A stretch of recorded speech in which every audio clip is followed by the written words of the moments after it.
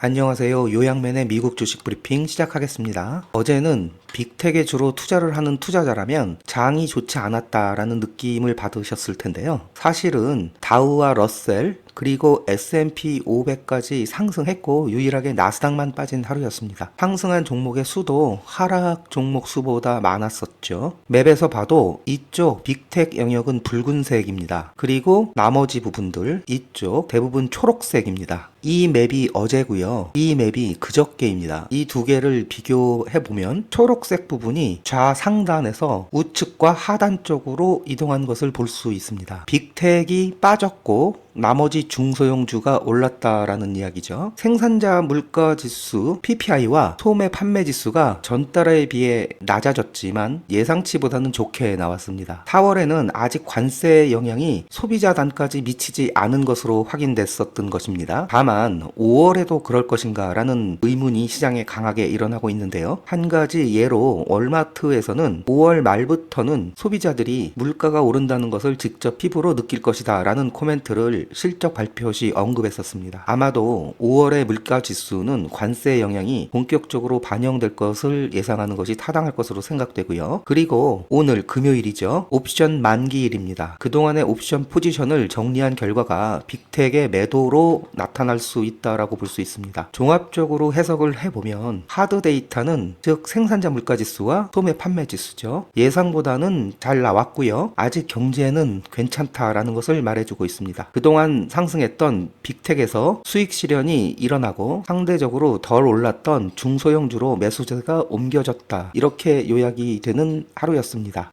오늘은 어제에 이어 주요 종목들 몇 가지 추가로 살펴보고요. 각 종목별 중요한 포인트 짚어보도록 하겠습니다.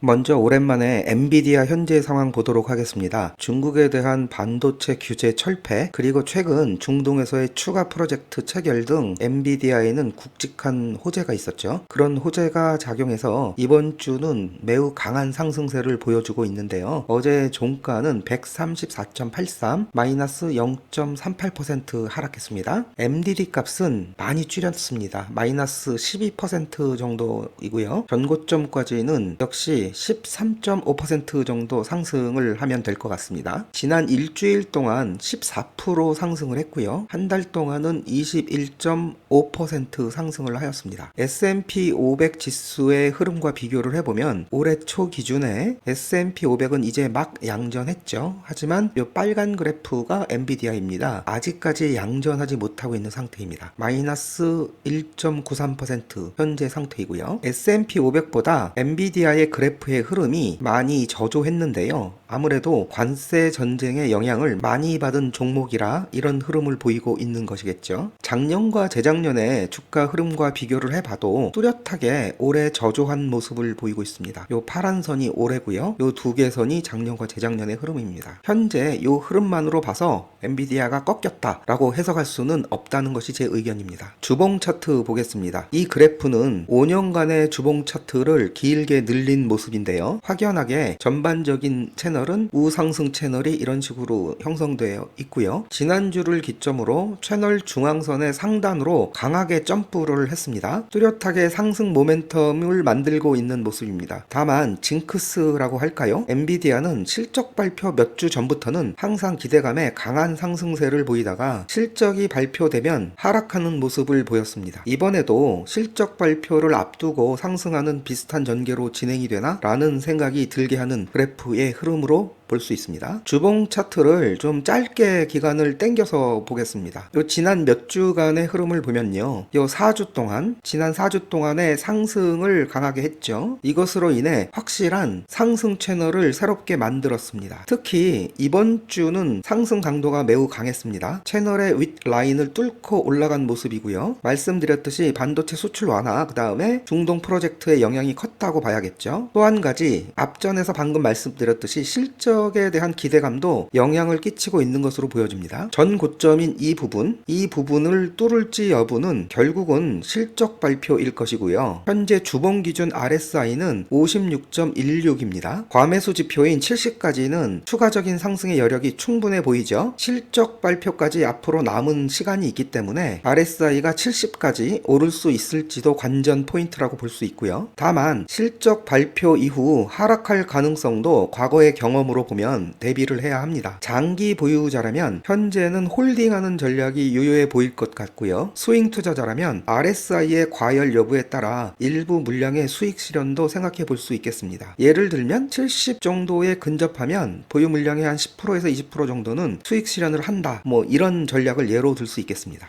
다음은 브로드컴 보겠습니다. 브로드컴 역시 관세의 영향을 심하게 받았던 종목입니다. 다행히 현재는 재상승 중에 있고요. 잘 아시겠지만 엔비디아는 기성복을 만드는 곳이라면 브로드컴은 맞춤복을 만들어주는 곳입니다. 반도체 제재와 완화에 당연히 직접적인 영향을 받을 수밖에 없겠습니다. 다만 최근 반도체 섹터의 훈풍에 힘입어서 현재 4주째 모멘텀을 이어가고 있는 상황입니다. 종가는 232.64였고요. 현재 MDD 값은 마이너스 7.64%, 전고점까지는 8% 정도 남겨두고 있습니다. 거의 다 왔죠. 지난 4, 5주간에 많이 상승한 덕분으로 생각합니다. 일주일 동안 브로드컴은 약 12% 상승했고요. 한 달 동안은 29% 이상 상승을 하였습니다. S&P 500 지수의 흐름과 비교를 해보면 이 파란 것이 S&P 500이고요. 빨간 것이 브로드컴입니다. 올해는 S&P보다 많이 못한 상태죠. 보시다시피 S&P 500 지수 흐름보다 많이 밑에 있습니다. 다만 현재는 지금 거의 다 따라왔습니다. 작년과 재작년의 주가 흐름과 비교해도 올해는 흐름이 좋지 않습니다. 당연히 트럼프 관세 이슈였고요. 지금부터는 위로 올라갈 수도 있다라는 기대를 가져보겠습니다. 주봉 차트 보겠습니다. 보시다시피 지난 6주 동안 여기 한 주를 제외하고 계속 장대 양봉을 기록하고 있습니다. 중요한 거는 각각의 봉을 살펴보면 윗꼬리와 아랫꼬리가 거의 없는 모습이죠. 이 뜻은 상승을 하되 상당히 안정적으로 변동성을 죽여가면서 상승을 하고 있는 모습으로 볼 수 있고요. 보통 꼬리가 길게 달린다라는 의미는 상승을 하던 하락을 하던 굉장히 위아래로 심하게 움직였다라는 뜻이 되겠죠. 변동성을 크게 동반한다는 뜻인데요. 여기에서 보시면 윗꼬리든 아랫꼬리든 거의 없는 모습입니다. 매우 안정적으로 상승을 하고 있다라고 보면 되고요. 상승의 힘이 강하다라는 뜻으로 해석할 수도 있습니다. 브로드컴은 6월 5일이 실적 발표 날인데요. 실적 발표까지 이 우상승의 채널 속에서 움직일 것을 기대해 보고요. 현재 RSI는 60 수준입니다. 중간보다는 약간 올라간 모습이죠. 하지만 제 개인적인 뷰로는 시간의 문제지만 70까지는 무난히 올라가지 않을까라는 것이 저의 관점이고요. 현재 MDD 값이 마이너스 7.5% 수준을 고려해 보면 여기 전고점까지 거의 근접한 모습이기 때문에 트럼프의 돌발적인 발언으로 갑작스럽게 시장이 파괴되는 상황만 아니라면 실적 발표 전이라도 현재의 모멘텀으로 봤을 때 전고점을 돌파할 수도 있다. 조심스럽지만 이런 예측도 가능할 것으로 생각이 들고요. 당연히 장기 보유자라면 현재 시점은 홀딩이 맞는 전략으로 생각이 됩니다. 역시나 스윙을 하신다면 RSI가 70 근처에 도달하면 일부 물량 익절도 가능한 전략으로 보여집니다.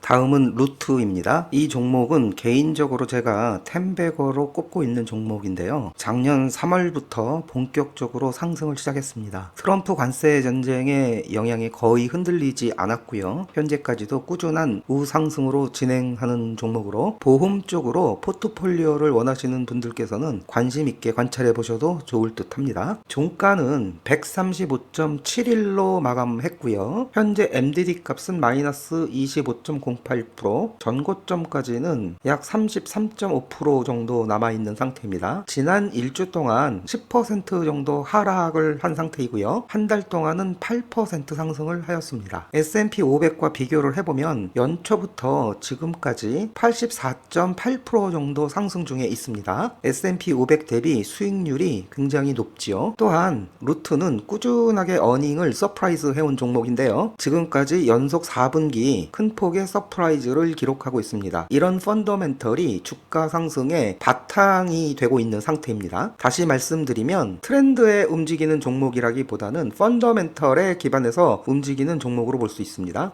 루트 주봉 차트 보겠습니다. 여기죠. 작년 1분기 이후 거래량 증가와 함께 본격적인 상승을 시작했는데요. 보시다시피 저점은 계속 올라가고 있고요. 고점 또한 계속 올라가는 상승 채널을 형성 중에 있습니다. 이 안에서 중앙선을 기준으로 오르고 내리는 것을 반복하면서 우상승을 하고 있죠. 5주 전 이 부분 눌림목 이후에 주봉은 채널 상단으로 올라가고 있는 상태이고요. 중간중간에 주기적으로 눌림목이 발생을 하고 있습니다. 현재 RSI는 57 정도 나오고 있고요. 상방으로 움직일 것이다 라는 것이 저의 관점입니다. 보유 중인 분이시라면 계속 홀딩하는 것을 추천드리고 아직 익절할 타이밍은 아닌 듯 보여집니다. 신규 진입을 원하시는 분은 눌림목이 주기적으로 나오기 때문에 이 눌림목이 발생하는 구간을 활용하시면 될 것 같고요. 다음에 혹시 기회가 되면 루트에 대한 회사의 전반적인 리뷰를 갖는 시간도 한번 마련해 볼 생각입니다.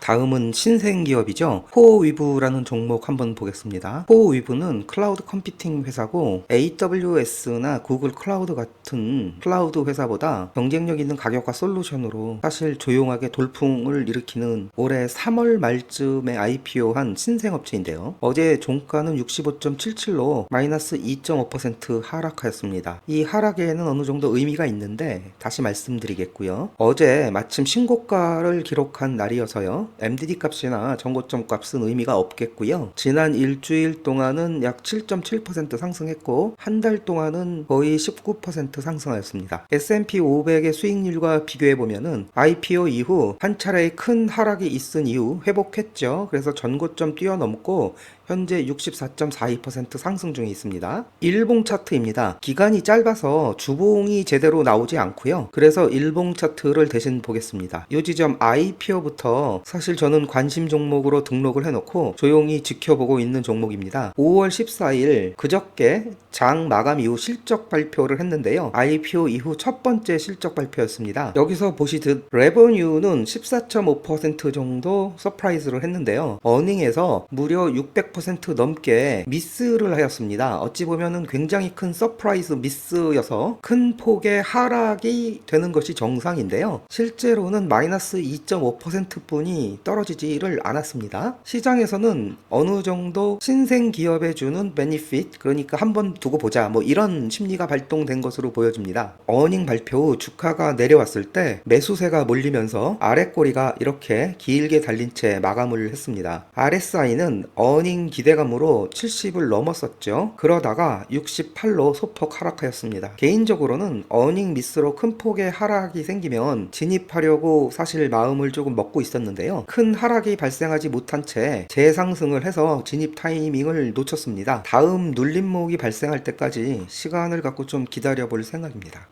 오랜만에 오라클 현재 상황 한번 보겠습니다. 올해 들어 오라클이라는 이름을 여러 주식 채널에서 보기도 쉽지 않고 듣기도 쉽지 않습니다. 존재감을 많이 잃어버린 느낌이랄까요? 어쨌든 어제 종가는 159.4로 마감했죠. 현재 MDD 값은 마이너스 19.62%이고요. 전고점까지는 24.41% 상승 남겨두고 있습니다. 한 주 동안에는 약 7% 그래도 상승했고요. 한 달 동안에는 상승폭을 많이 키웠습니다. 18% 상승했습니다. 올해 초부터 오라클의 주가 흐름은 S&P 주가 차트와 놀랍도록 비슷하게 흘러가고 있습니다. 이 파란색이 S&P 500 지수고요. 빨간색이 오라클인데요. 보시다시피 오라클은 올해 초 대비 현재까지 아직 양전을 하지 못하고 있습니다. 마이너스 3.99% 상태이고요. 지난 실적 발표가 3월 12일에 있었죠. 그때 매출과 어닝 모두 미스를 한 이후에 아직까지도 모멘텀을 살리지 못한 다소 약한 모습을 보여주고 있습니다. 작년과 재작년의 흐름에 비해서도 올해는 확연히 약한 모습으로 보입니다. 아직까지 마이너스권에 머물고 있지요. 주봉 차트 보겠습니다. 이 부분 연말 연시에 최고점을 찍었죠. 그 이후에 현재까지는 이 대세 하락장에 아직 머물고 있습니다. 여기 두 번의 큰 폭의 하락 구간을 끝낸 이후 이 부분부터 살짝 반등을 보여주고 있는데요. 이번 주 드디어 이 채널의 상단선을 뚫고 바깥으로 나가기는 했는데 아직까지 새로운 상승 채널을 형성했다라고는 정도로는 볼 수는 없을 것 같고요. 이 전고점까지의 거리도 상당히 멀어 보이는 상황입니다. 현재 이 시점에서